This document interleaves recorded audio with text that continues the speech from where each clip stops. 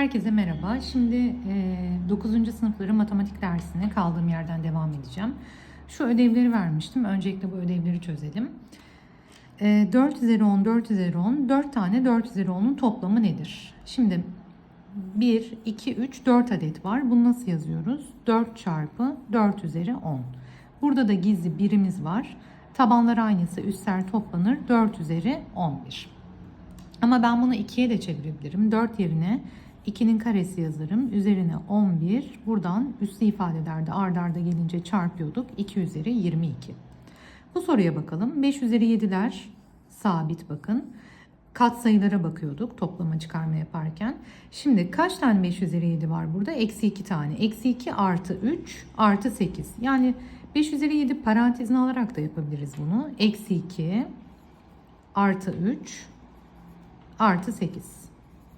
Kaç yaptı burası? 8, 3 daha 11, 2 çıktı 9. 9 tane 5 üzeri 7. Buraya bakalım. X üzeri m'ler ortak. Yine x üzeri m ortak parantezine alırsam burada a kalır. Artı b eksi c.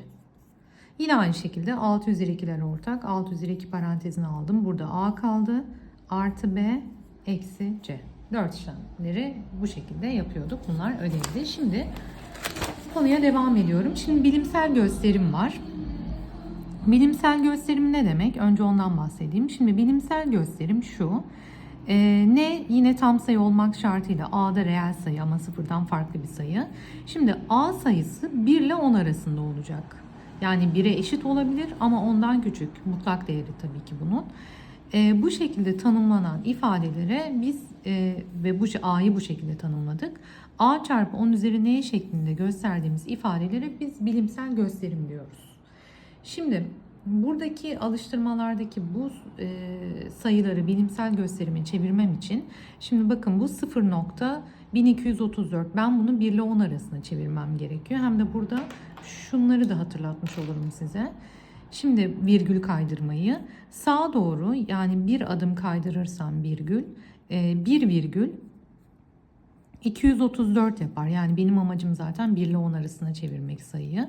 Şimdi aslında şöyle mantık yürütebilirsiniz. Buradaki ifadeyi büyüttüğüm zaman bunu küçültüyorum. Yani sağa doğru bir adım kaydırdım ya. Bunu da bir sayı düşürüyorum. 10 üzeri 3 oluyor. Yani bu ikisi aynı anlama geliyor. Yine aynı şekilde bu sefer sola doğru kaydıracağım. Çünkü bu 12,34 ama ben 1 ile 10 arasına çevirmem gerekiyor. Sola kaydırıyorum. Aslında sayıyı küçültmüş oluyorum. Bunu da bir sayı büyütüyorum sola. Yani 1,234 çarpı 10 üzeri 3 yapıyor bu da. Buraya bakalım. Yine bunu 2 basamak sola doğru kaydıracağım. Yani 1,234. O zaman bunu da 2 adım yukarı çıkartıyorum. Yani 10 üzeri 3 oluyor. Bu da sanırım şu virgül şuradaydı. 12 virgül. Bu sıfırın bir önemi yok zaten virgülden sonra. Bunu sola kaydırıyorum. 1,234. Ne yapıyorduk? Bunu sola kaydırdık. Bunu bir adım büyütüyorum. Çarpı eksi 1. 1 eklersem yani 10 üzeri 0 olur. Bu şekilde bilimsel gösterimi yapabiliriz. Şimdi alıştırmaları yazdım birkaç tane. Şimdi bunları çözelim. Ne yapıyorduk? Tabanlar aynıysa üstleri çarpma işleminde üstleri topluyorduk. O zaman 3, 2 daha 5, 7 daha 12 yani eksi 4. Aslında önce burada işareti göstereyim ben size.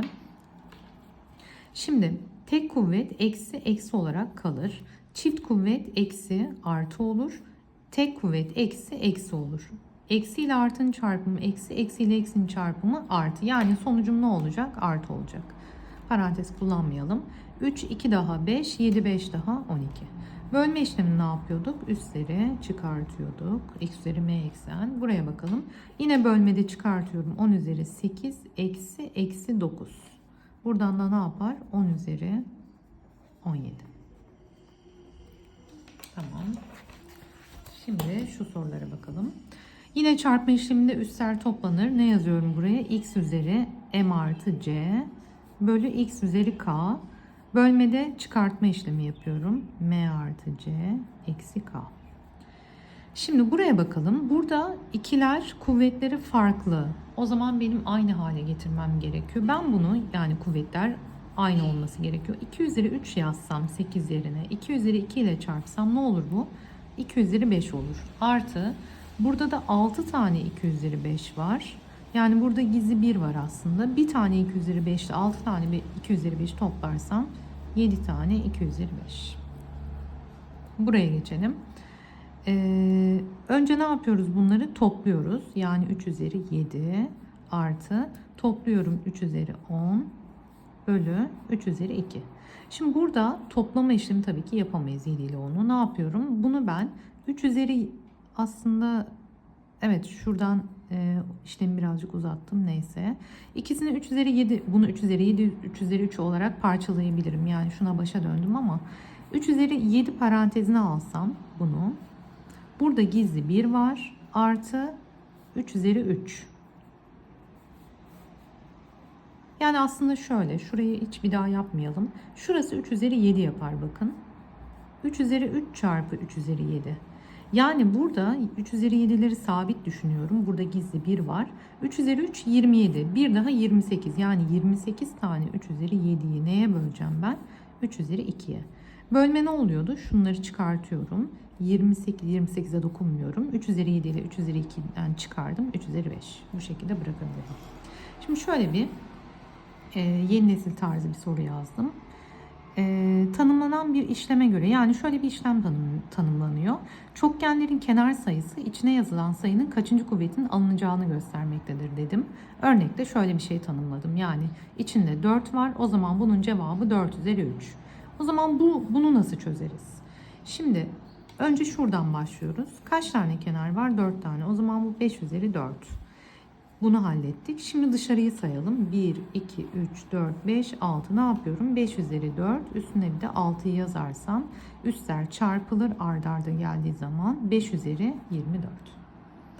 Umarım anlamışsınızdır, beğenmişsinizdir. Lütfen abone olursanız çok sevinirim. Bir dahaki derste görüşmek üzere.